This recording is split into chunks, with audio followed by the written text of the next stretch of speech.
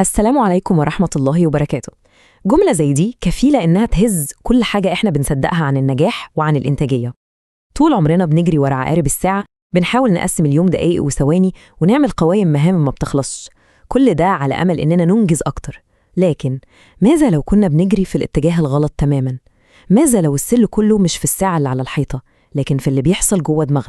حكايتنا النهاردة عن كتاب غير مفاهيم ناس كتير في العالم. كتاب إدارة العقل وليس إدارة الوقت، للكاتب ديفيد كادافي. الكتاب ده مش مجرد شوية نصايح وخلاص، لأ، دي رحلة بنكتشف فيها إن أغلى وأهم مورد عندنا كلنا مش الوقت، لكن طاقتنا العقلية، تركيزنا وإبداعنا. الكتاب ده بيعلمنا إزاي بدل ما نحشر مهام أكتر في يومنا، ندير الكنز الحقيقي ده اللي جوانا صح. وعلشان نبدأ الحكاية صح، لازم الأول نكسر أكبر خرافة أغلبنا عايش بيها وصدقها، خرافة إدارة الوقت. بقالها سنين طويلة، وكل كتب التنمية الذاتية وخبراء الإنتاجية بيقولوا لنا نفس الكلام: خطط يومك، قسم مهامك، استخدم أجندة وقوائم والكلام ده كله. الأدوات دي ممكن تكون مفيدة، لكنها بتتجاهل أهم عنصر في المعادلة كلها. المشكلة الحقيقية في فكرة إدارة الوقت إنها بتتعامل مع كل الساعات على إنها زي بعض بالظبط. يعني بتفترض إن الساعة 9 الصبح وإنت لسه فايق وتركيزك في السماء زيها زي الساعة 3 العصر بعد يوم شغل مرهق واجتماعات ومشاكل. لكن هل ده حقيقي؟ أكيد لأ. حالاتنا العقلية والنفسية بتتغير على مدار اليوم. قدرتنا على الإبداع وحل المشاكل مش ثابت خالص. في أوقات عقلنا بيكون منور وفي قمة توهجه، وأوقات تانية بيكون شبه مطفي ومحتاج يفصل. عشان كده إدارة العقل بتبص للموضوع بشكل مختلف تماماً. بتركز على جودة الشغل مش كميته، بتركز على إدارة الطاقة الذهنية نفسها، مش مجرد إدارة عقارب الساعة. طيب السؤال المهم بقى، هو الكاتب نفسه وصل للفكرة العبقرية دي إزاي؟ الحقيقة إن الحكاية ما جاتش من بحث أكاديمي في مكتبة هادية، لأ، دي جات من تجربة شخصية كانت قوسية جداً، تجربة هي اللي كشفت له السر ده بالصدفة. تعالوا بينا نرجع بالزمن ونعيش حكاية ديفيد كادافي، الراجل اللي في الأصل ما كانش كاتب، ولا كان يتخيل في يوم من الأيام إنه ممكن يألف كتاب. تخيلوا معايا المشهد: ديفيد كادافي، شخص عمره ما كتب كتاب في حياته، فجأة بيجيله عرض من دار نشر كبيرة علشان يألف كتاب مهم. ده كان عرض العمر وتحدي حياته، وبسبب إنه شخص ملتزم جدا قرر إنه هيعمل أي حاجة علشان يكون قد المهمة الصعبة دي، وقلب حياته كلها رأسا على عقب. ديفيد عمل كل اللي أي خبير إنتاجية في الدنيا ممكن يقول عليه، خصص كل وقته، كل حياته للكتابة. لغى كل خروجاته، بطل يقابل صحابه، كرس كل دقيقة وكل ثانية في يومه للمشروع ده. كان بيصحى الصبح يقعد بالساعات الطويلة قدام شاشة الكمبيوتر الفاضية، مصمم إنه يطبق كل قواعد إدارة الوقت بالحرف زي ما الكتاب بيقول بالظبط. بس يا ترى إيه اللي حصل؟ النتيجة كانت كارثة بكل معنى الكلمة. رغم كل الساعات اللي قضاها ورغم كل التضحيات، كان بيعاني من حالة شلل إبداعي تام اللي بيسموها رايترز بلوك. الشاشة البيضة الفاضية بتبصله وهو بيبصلها، ومفيش ولا فكرة ولا حتى كلمة واحدة عايزة تطلع. وكل ما ميعاد التسليم كان بيقرب، الضغط النفسي عليه كان بيزيد، وبدأ يحس بفشل رهيب وإنه خذل كل الناس اللي وثقوا فيه. وفي وسط يأسه وإحباطه الشديد، قرر يعمل حاجة مختلفة، ياخد كورس تدريبي بعيد عن كل حاجة عشان يغير جو ويفصل. وهناك في لحظة عفوية تماماً، وهو مش بيفكر في الكتاب ولا في الشغل، دخل في حوار بسيط وعشوائي مع شخص من أهل البلد. محادثة عادية جداً ملهاش أي علاقة بموضوع كتابه، لكن المحادثة دي كان ليها تأثير السحر. فجأة حس إن عقله نور، وإن الأبواب المقفولة جواه اتفتحت، والأفكار بدأت تتدفق زي الشلال. رجع يجري على مكان شغله، وفي خلال ساعة واحدة، بس ساعة واحدة، قدر يكتب فصل كامل من الكتاب كان بقاله شهور بيحاول فيه. هنا كانت لحظة اليوريكا، لحظة الاكتشاف العظيم.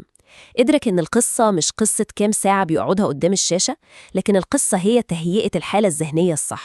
والاكتشاف ده هو روح الكتاب كله. السر مش في الوقت، السر في الطاقة العقلية. إنتاجية أي شخص وإبداعه مرتبطين بشكل مباشر بحالة عقله في اللحظة اللي بيشتغل فيها. ولما الواحد بيبدأ يفهم ده، بيبدأ يبص لشغله وحياته بطريقة مختلفة تماماً. خلينا نتخيل عقلنا ده زي بطارية الموبايل بالظبط، ليها شحن معين، وكل ما بنستخدمها في التفكير والتركيز وحل المشاكل، الشحن ده بيقل. لكن على عكس الوقت اللي بيمشي ثابت وما بيتغيرش، طاقة العقل دي مش ثابتة خالص، بتطلع وتنزل على مدار اليوم، بتتأثر بجودة نومنا، بنوع أكلنا، بمستوى التوتر اللي في حياتنا، وحتى بنوع الشغل اللي بنعمله. ولما نبدأ نفكر في عقلنا على إنه بطارية محتاجة شحن ورعاية واهتمام، هنا بنكون حاطين رجلنا على أول الطريق الصح. من زمان عالم النفس جراهام واليس لخص العملية الإبداعية في 4 مراحل أساسية، وفهم المراحل دي بيغير كل حاجة. أول مرحلة هي التحضير، ودي اللي الواحد بيغرق فيها نفسه في الموضوع، بيقرأ ويبحث ويجمع كل المعلومات الممكنة. المرحلة التانية ودي بقى اللي فيها السر كله، اسمها الاحتضان. وهنا مش مطلوب من الواحد إنه يشتغل، بالعكس تماماً، مطلوب إنه يبعد عن المشكلة خالص، يروح يتمشى، يسمع مزيكا، يتكلم مع أصحابه، يعمل أي حاجة تانية. في الوقت ده العقل الباطن بيكون شغال في الخلفية، بيحلل ويربط كل المعلومات دي. وبعدين فجأة ومن غير أي مجهود بتيجي المرحلة الثالثة، الإشراق، اللي هي لحظة الإلهام أو اليوريكا اللي جات لديفيد. وأخيراً تيجي مرحلة التحقق، اللي بناخد فيها الفكرة العبقرية دي ونبدأ ننفذها ونحسنها. الدرس هنا إيه؟ إن الإبداع بيحتاج وقت راحة وفصلان، مش ضغط شغل مستمر. قبل ما نكمل باقي الحكاية الممتعة دي، لو عجبكم المحتوى يا ريت تشتركوا في القناة وتعملوا لايك، ده بيشجعنا جدا نستمر. طيب، إزاي بقى ممكن نطبق الكلام النظري الجميل ده بشكل عملي في حياتنا؟ إزاي الواحد فينا يقدر يصمم يوم مثالي يناسب طاقته العقلية هو بالذات؟ الموضوع محتاج شوية ملاحظة وتجربة، بس صدقوني النتيجة تستاهل كل المجهود. أول خطوة هي إن الواحد يراقب نفسه. محتاج يعرف إمتى خلال اليوم بيحس إنه في قمة تركيزه ونشاطه، هل الصبح بدري ولا بعد الظهر ولا يمكن بالليل. دي بنسميها فترة الذروة بتاعته. كل المهام المهمة والمعقدة اللي محتاجة تفكير عميق وإبداع لازم تتعمل في الوقت ده تحديداً. أما بقى الأوقات اللي بيحس فيها إن طاقته قليلة ومخه فصلان، دي مش وقت الشغل الصعب، دي وقت المهام الروتينية البسيطة زي الرد على الإيميلات أو تنظيم الملفات. والأهم من ده كله، لازم ندمج فترات راحة حقيقية في اليوم. الراحة مش تضييع وقت، الراحة هي اللي بتشحن بطارية العقل من تاني عشان تقدر تكمل. ولما الواحد بيبدأ ينظم يومه حوالين طاقته العقلية، بيفتح لنفسه الباب لمستويات أعلى وأعمق من الإنتاجية، زي مفهوم العمل العميق وحالة التدفق أو الفلو. دي مش مجرد مصطلحات أكاديمية، دي حالات ذهنية قوية جدا بنقدر نوصل لها لما نوفر لعقلنا البيئة المناسبة. العمل العميق زي ما شرحه الكاتب كارل نيوبورت هو القدرة على التركيز الكامل من غير أي تشتيت على مهمة صعبة. وعلشان نوصل للحالة دي لازم نعلن الحرب على المشتتات. ده معناه إننا نخصص مكان هادي للشغل، نقفل كل إشعارات الموبايل وكل الصفحات المفتوحة على الكمبيوتر اللي ملهاش لازمة. والأهم إننا نقول للناس اللي حوالينا أنا مش هكون متاح في الساعتين الجايين. استخدام فترات زمنية محددة للشغل المركز زي تقنية البومودورو مثلا بتساعد جدا. والموضوع محتاج تدريب زي أي عضلة في الجسم، كل ما الواحد بيدرب عقله على التركيز كل ما بيبقى أقوى وأقوى. أما حالة التدفق أو الفلو فدي هي قمة الأداء والتركيز. دي اللحظة اللي الواحد بيكون فيها غرقان تماماً في اللي بيعمله، لدرجة إنه بينسى الوقت والأكل والشرب والناس اللي حواليه، بيحس بمتعة ورضا عميق جداً. الحالة دي مش بتحصل صدفة، ليها شرط أساسي، إن المهمة اللي بتتعمل يكون فيها تحدي مناسب لمستوى المهارة. يعني لو المهمة سهلة قوي الواحد بيزهق، ولو صعبة قوي بيحس بالإحباط واليأس. التوازن الدقيق ده هو مفتاح الدخول في حالة التدفق الممتعة دي. وهنا ديفيد كادافي بيقدم لنا تقسيمة عبقرية، بيقول إن الشغل الإبداعي ده مش حاجة واحدة مصمتة، ده عبارة عن 7 حالات عقلية مختلفة، ومش منطقي إننا نحاول نخطط ونبدع ونصلح في نفس الوقت. كل مهمة ليها عقلية مختلفة. في وقت اسمه تحديد الأولويات، وده وقت التخطيط ورسم الخريطة. ووقت تاني اسمه الاستكشاف، لما الواحد يسيب فضوله ياخده لأماكن جديدة من غير هدف محدد. بعدين وقت البحث المركز عن إجابات معينة. ثم التوليد اللي هو التنفيذ الفعلي والكتابة. بعده يجي وقت الصقل والتعديل والمراجعة. وطبعاً في وقت للمهام الإدارية بتاعت الحياة زي دفع الفواتير والرد على الإيميلات. وأخيراً والأهم، وقت إعادة الشحن والراحة. فهم التقسيمة دي بيخلينا نختار الشغل الصح للعقلية الصح في الوقت الصح. مهم نعرف إن إدارة العقل مش مجرد حيلة عشان ننجز شغل يوم أو يومين وخلاص. لا، دي فلسفة حياة كاملة، استراتيجية طويلة المدى عشان نحافظ على صحتنا العقلية ونجاحنا واستمراريتنا على مدار سنين طويلة جاية.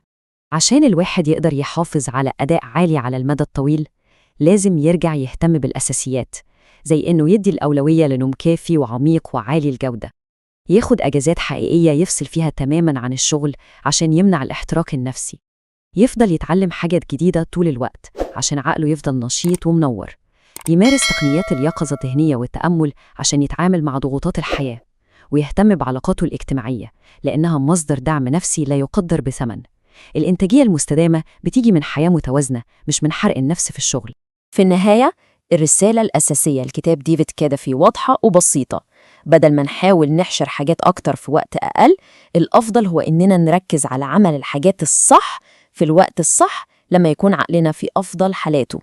لما بنبدأ ندير عقولنا مش وقتنا، بنحرر إمكانياتنا الحقيقية وبنعيش حياة فيها إنجاز أكبر ومعنى أعمق وتوازن أحسن. قولوا لنا في التعليقات إيه الكتب أو الروايات اللي حابين نشرحها ليكم في المرات الجاية. كل المصادر اللي اعتمدنا عليها هتلاقوها في الوصف تحت. شكراً لمتابعتكم.